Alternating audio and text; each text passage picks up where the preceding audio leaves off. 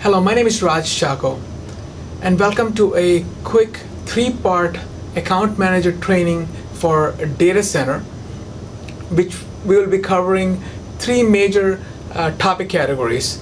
One would be hyperconverged infrastructure. Two, we will cover data center software-defined networking and security. And three, cloud and hybrid cloud in the data center. The format of these trainings will focus on four key aspects of these topics that are described. One would be defining the business problem and how to address some of these business problems. Two would be the competitive aspect of the solutions. Three would be an elevator pitch or a whiteboarding on what the solution is that Cisco has to address these key business problems. And four will be next step and kind of a call to action for you guys. As an introduction to the topic, I would like to spend a few minutes and highlight the key function of a data center for a business. For any business, the key function of a data center is to provide and run their business critical applications. Now, typically these applications would have a customer-facing front, and then these applications could be an internal business for business functions, for example, an ERP system.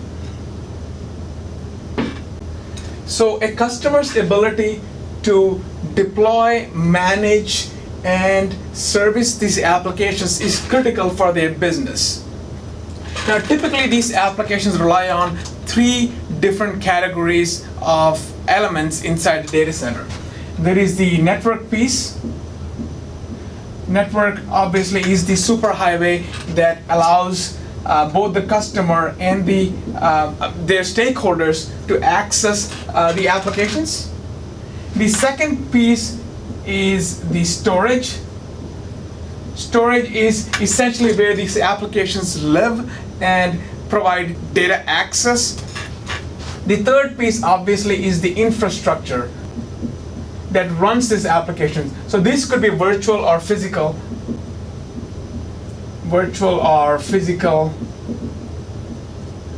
appliances or devices. Typically what you see here is servers.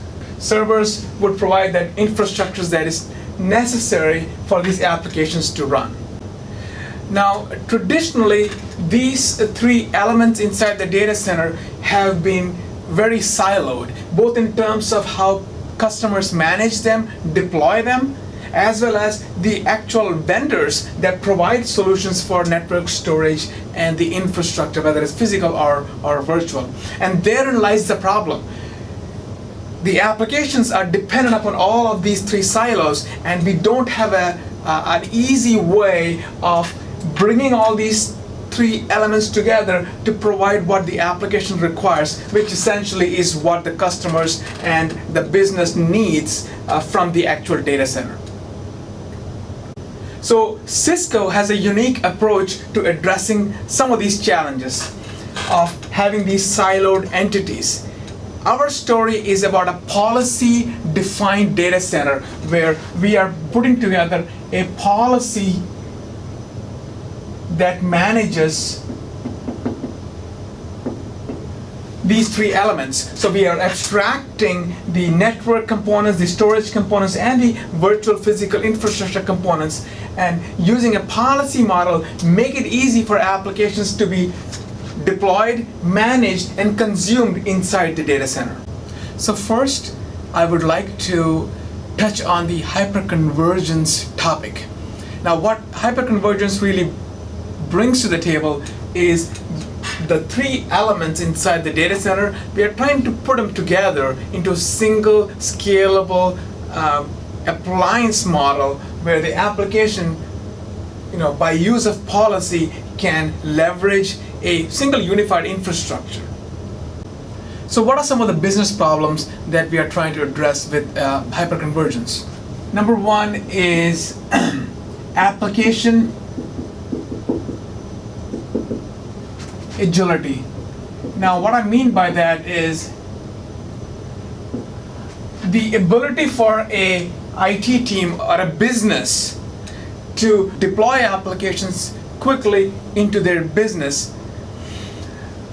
And one of the major components or one of the major culprits or roadblocks on why there is some limitations is storage. Because as I mentioned earlier in the intro section, every application has a requirement from storage. Storage is not easy to configure, manage, deploy, troubleshoot, and provide access for the applications. There are, as I mentioned earlier, a variety of vendors that have their own interfaces. So we have this as a challenge which literally inhibits rapid application deployment for a business.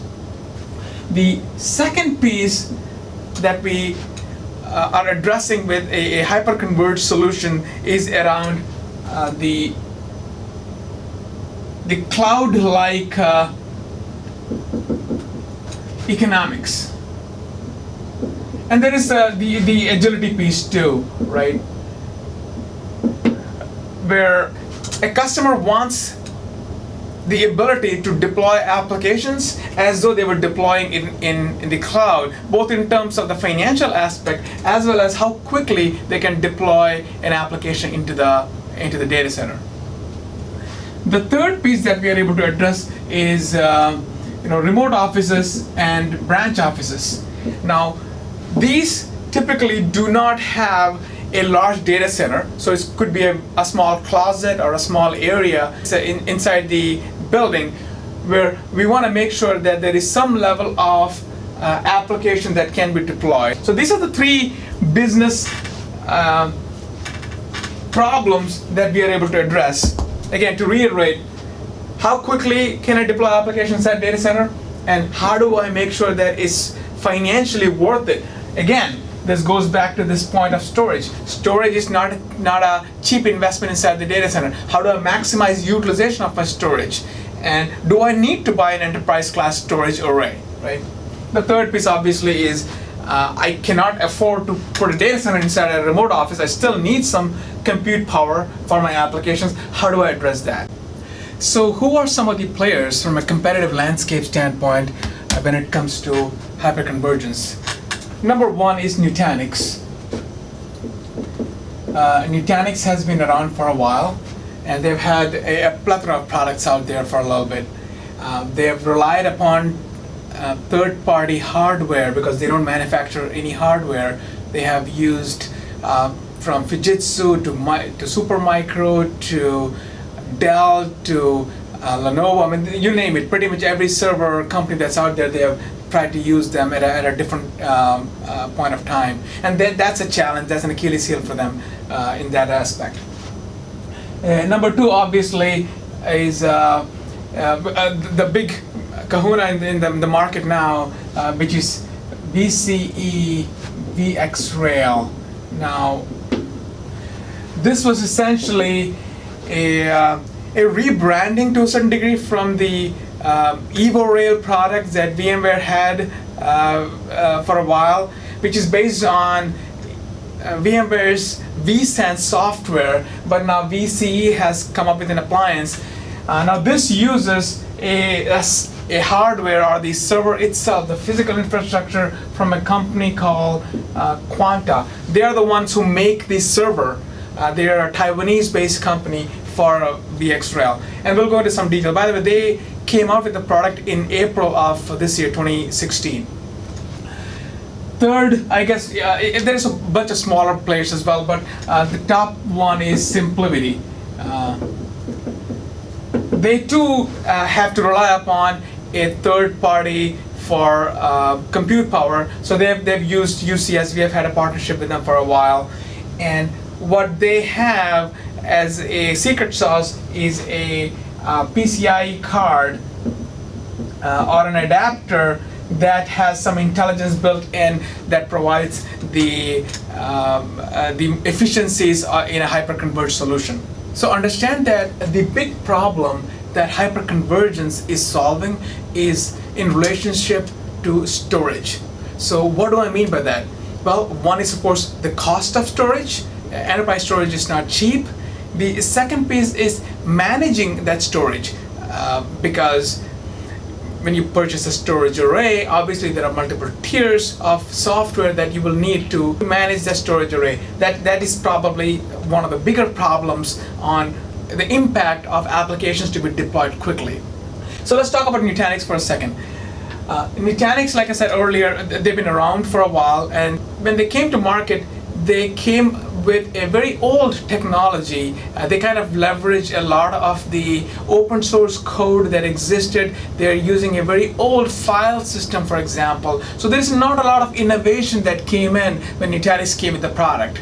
Some of the limitations, for example, one would be they are not able to do, because of this limitation of not having any innovation and they had to rely upon old software, they are not able to do deduplication and compression of the data in software without having a penalty on the hardware. So they have to rely upon the compute power of the system to do deduplication and compression, and that's a big problem for them. And by the way, that is a problem for VCE too. VCE uses vSAN for their software. They have the exact same problem. They are not able to provide deduplication and compression natively. For VCE to provide that, a customer must buy their all-flash appliance. Guess what all-flash creates a problem for? Cost, right? The whole idea was, hey, I want to reduce cost of my storage and I want to make sure it's more efficient for me to manage. Talk about management. Nutanix requires several different tools to manage their system. They have an application called Prism. They also have a different application to manage the infrastructure piece. VCE, for example, has a handful of different software because of the relationship with EMC. So there is the Login Site Manager from VMware. There is a vCenter piece, which is fine, which is hypervisor. There is the VxRail Manager, which is the hardware manager, and there are two other components to really make VCE's solution work. But when you really talk about getting into the details, this is not a well-baked solution, at least not yet. And when there is a hardware problem, guess who they need to call? Yes, they can call VCE, but it's a Quanta hardware, right? These companies are not able to scale the storage independent of compute. Quanta basically has 4 compute nodes that go into a single 2U form factor, and that's the only solution that they have. These companies also have a major limitation when it comes to the network. Remember, when we talked about the application, one of the most important elements in the application was for it to communicate, for it to be able to provide a presentation layer to a user. These solutions have to rely upon external networking. Networking is not integrated into these solutions. That's also a problem. Cisco solves all of these problems. We have the ability to scale the storage disk by disk basis or a node by node basis. We also have the ability to scale just the compute node. If you just want horsepower and you don't need any additional disks, guess what?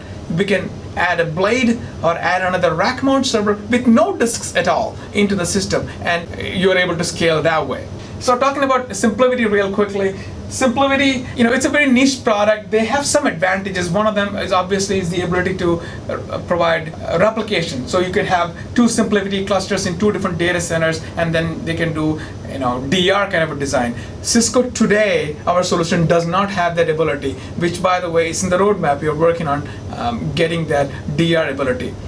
And neither do these companies, by the way. They all have to use upon EMC. For example, VC will have to use EMC's solution, Recovery Point, and now that's a license that the customer will have to purchase. It's an add-on component. So yeah, the pizza and 2 guys won't do it here. You have to add additional software configurations required.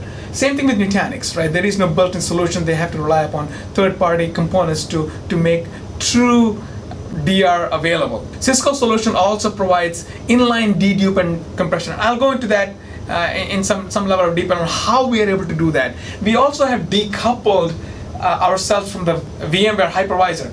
This player especially, VCE, has embedded their software componentry into the kernel, into the system. So which means they're just tied to vCenter. When they want to do an upgrade of the system, guess what? They have to evacuate the entire chassis or the entire appliance, move all the VMs, and then do the upgrade. The way we can upgrade is we can upgrade our software without having to worry about the VMs, the appliance itself. The server will still be running, the VMs will be up and running. We can just upgrade our code on the HyperFlex cluster without any impact on the infrastructure. Next, I'm going to talk about the Cisco's HyperFlex architecture.